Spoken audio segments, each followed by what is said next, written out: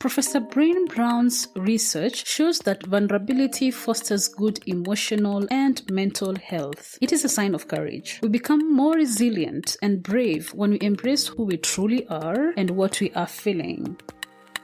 The Vulnerable Scientist podcast is a space for scientists to tell their honest and authentic stories. I am your host, Sarah Nyakeri, who happens to be a scientist, informal science communicator, and I help scientists create personal websites. If you want to support this show, go to www.patreon.com/thevulnerable-scientist. You can also follow this podcast on all social media platforms at TV Scientist Pod.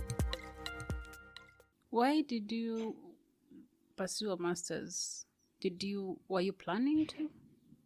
I was. So I find that for you to be in research, a lot of researchers, and I think it's a requirement, you really have to have, the education Advanced with degrees. research. The education, yes, is a key part of it. And so for me, it has always been my goal to, to reach those high levels so that I can be able to actually participate in research, and even to reach to a level where I can now decide this is the research that I want to conduct.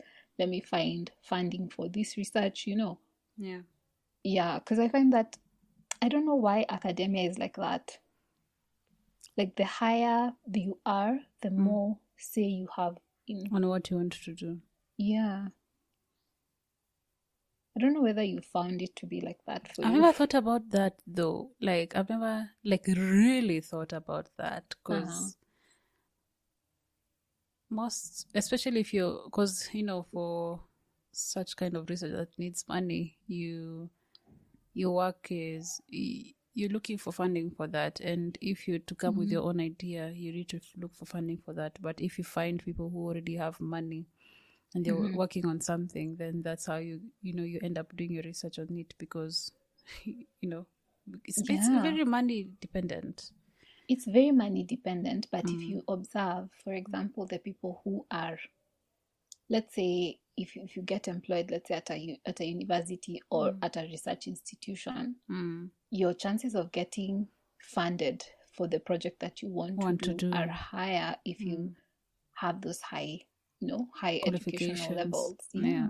You can even get someone to build a lab for you where you do now your studies. So for me that was really the goal.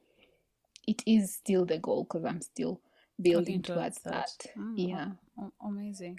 So what happens after your MSc? Wait, you moved to China, right? I did. How was it like moving from Kenya to China? Was it your first time moving out of the country?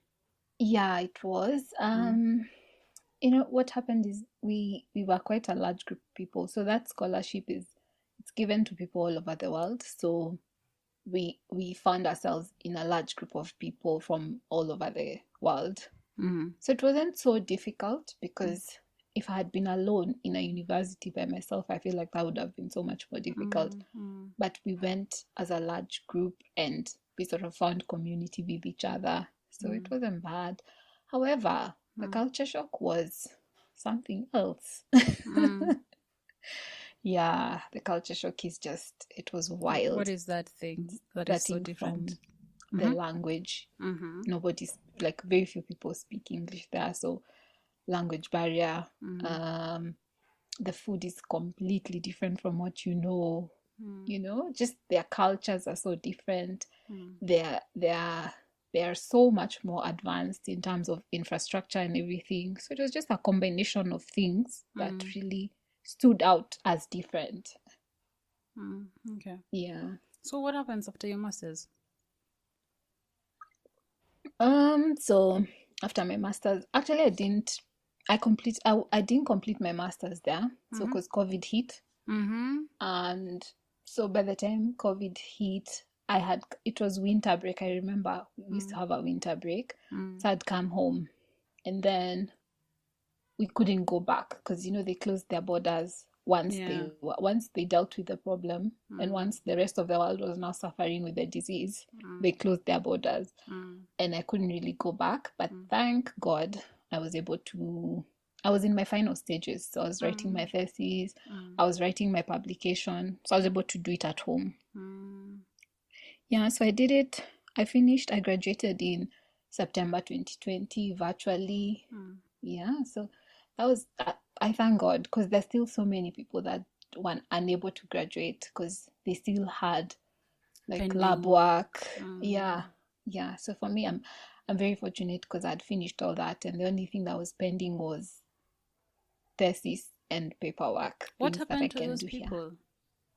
They're still here. Can you imagine? Like, 2020.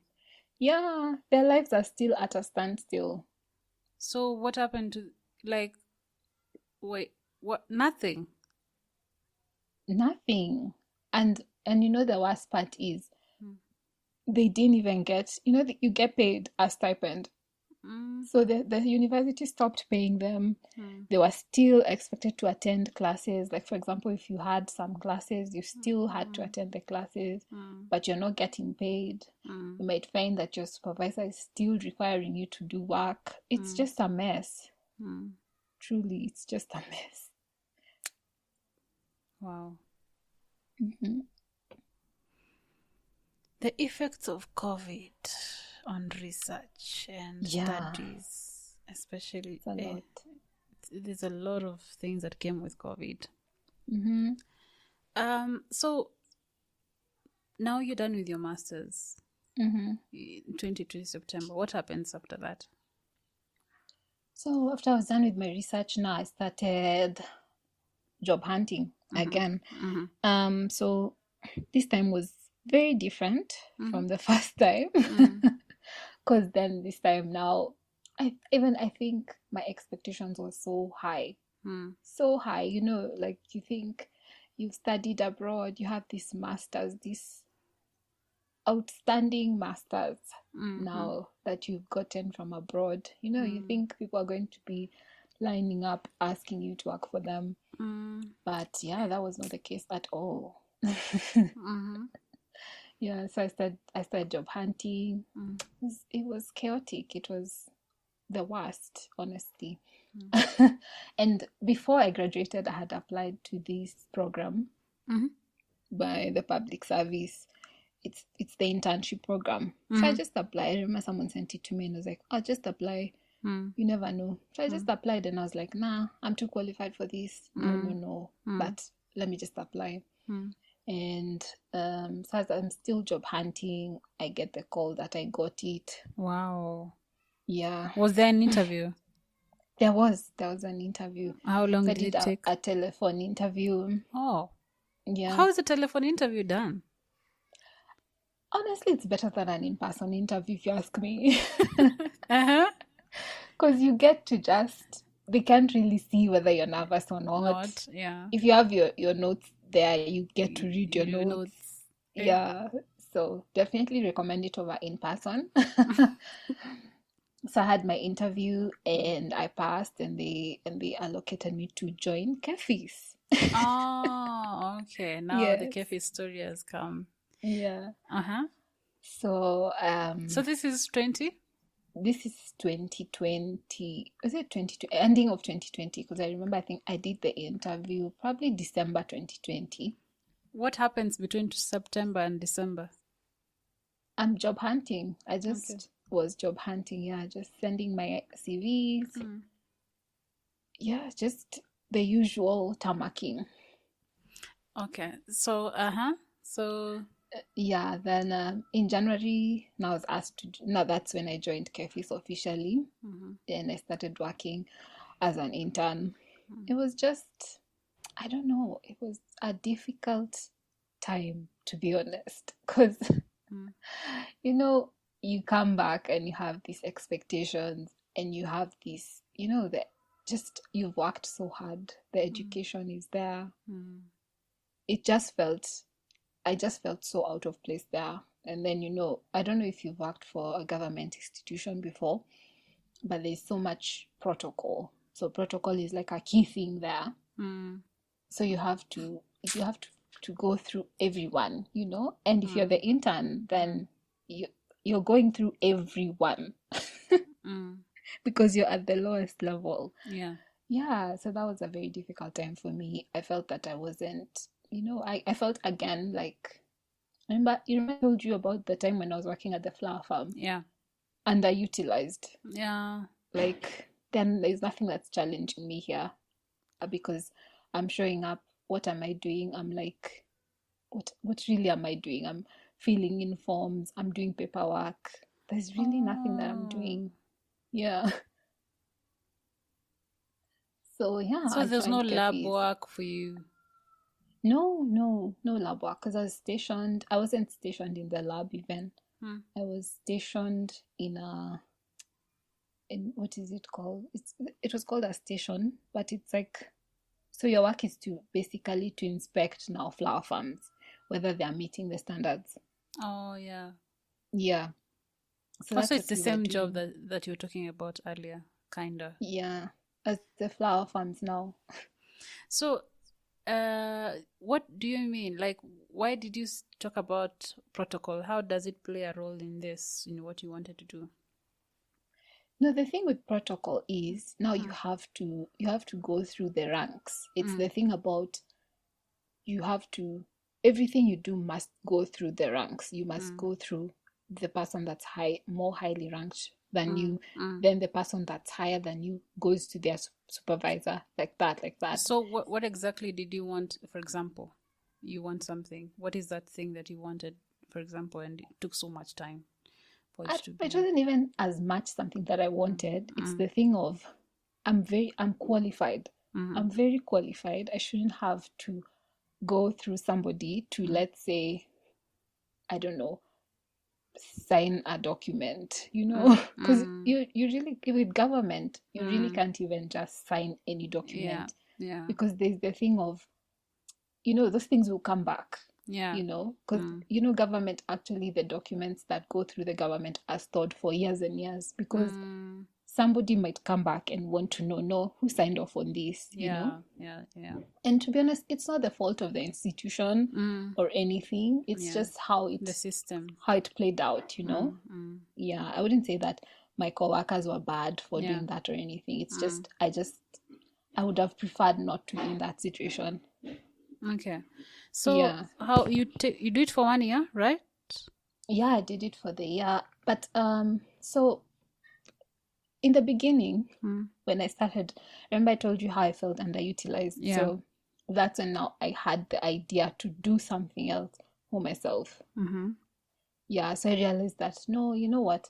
My brain is actually, I'm not using my brain here for Mm-hmm. this job. So Mm, let me use it for something else. mm-hmm. And that's when now I had the idea to start my podcast. Mm-hmm. I Yeah. love that. So Mm. wait, were you Mhm. listening to podcasts before? I wasn't. Actually, that's the odd. Oh, actually, yes, I did. I remember I used to listen to the one by Ifad. Uh-huh. About? Ifad, they have the one, what is it? Is it called Farm to Table? What is, I don't know. There's the name for the Ifad podcast. IFAD, like Ifad, IFAB. yeah. Uh, Let me is it see. IFA in International Football Association. Ifad? Let What's me the just name? get the full name. It's something to do with International Fund for Agricultural Development. agricultural. So let's Yeah. see. Uh, So it's a UN related institution, and they had a podcast. how did you come across it? Just through my my I think just my curiosity, Mm, because I did always keep up with like things that are going on with farming and agriculture and all that. So I do keep up with that, and even through the job hunting process. mm, So I came across their podcast. I listened to it and I was like, you know what? I mm, can do this mm, and bring a new twist to it or something mm, in my own way. mm. Yeah, so I started it is it April last year. Oh, okay. How has it Yeah. been so far? Just I've really been blown away by how it's doing, to be honest. Mm, I didn't expect it to become what it has become. mm, So I just started it as a way to no keep myself occupied because I really don't like feeling redundant. I don't. I can't imagine myself just, sitting and doing nothing. I like a challenge. Yeah, I feel you. Yeah, because I feel like that's just wasting. You're wasting away if you're just, Yeah, yeah. doing a So, lot of nothing. mm-hmm. And already I wasn't getting that challenge from my job. And also, you know how government is. Mm. The hours are a bit flexible. So I had time, and I would come back home and my mind would be, ready to go. Unlike before in research, where you come back home from the lab and you're tired, all you want is to crawl into bed. Yeah. So I started the podcast. Actually, I started blogging when I was in cafes, just to think about it. Like, wait, you worked at cafes? I was an intern. Wow. Actually, industrial attachment in 2018, at the end of 2018.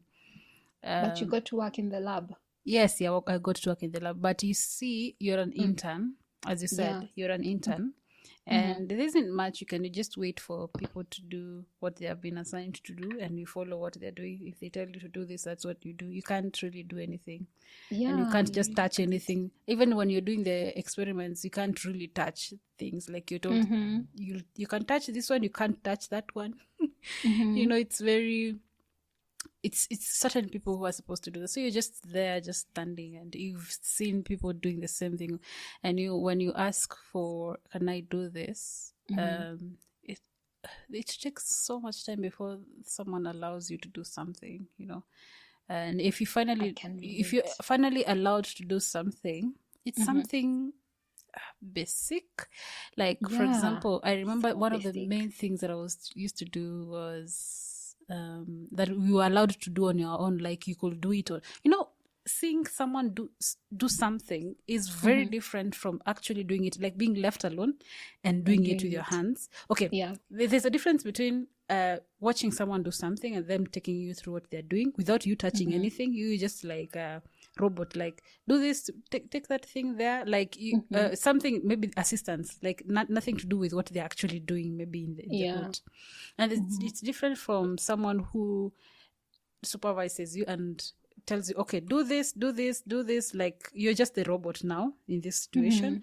And it's very different from someone trusting you that they've taken you the process, now do it, and they're not there to supervise you and everything, and just it's a very different thing. Like your mind is now like engaged, and you have to think about every single thing that you do.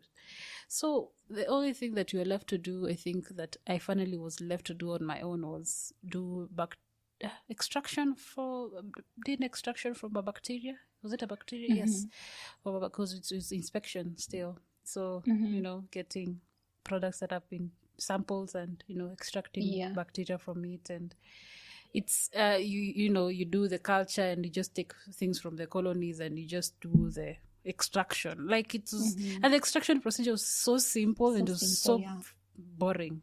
Literally, anybody can do it, because first you of don't all, need you're given the protocol. Yes, and that's it. So there isn't much thinking around it. Plus, there isn't much challenge. Like, they don't allow you to do other things. Like, if someone is doing something else, they don't want you to do that one. They want you to do that simple one, which is, you get bored with that after some time.